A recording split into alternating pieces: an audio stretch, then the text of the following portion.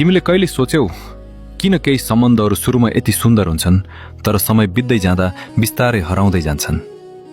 सुरुमा सबै कुरा राम्रो हुन्छ, हाँसो हुन्छ, ध्यान हुन्छ, धेरै माया हुन्छ, सबै कुरा एकदम सजिलो जस्तो लाग्छ।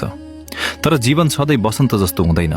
कहिलेकाहीँ मौसम बदलिन्छ, समस्या आउँछ, गलत बुझाइ आउँछ र चमक अलिक कम हुन थाल्छ।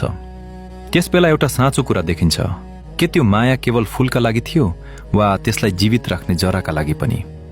किनकि फूललाई माया गर्नु सजिलो हुन्छ, तर जरालाई माया गर्नु भनेको धैर्य चाहिन्छ, समझ चाहिन्छ र साँचो साथ चाहिन्छ। धेरै मानिसहरू उज्यालो दिनमा साथ दिन्छन्, तर जब समय अलि अँध्यारो हुन्छ उनीहरू बिस्तारै टाढा जान्छन्। तर साँचो साथ भनेको त्यही हो, जब फूल झर्छ तब पनि जरालाई समातेर उभिरहने। किनकि वास्तविक माया केवल सुन्दर क्षणमा देखिँदैन, वास्तविक माया त त्यति बेला देखिन्छ जब सबै कुरा सजिलो हुँदैन।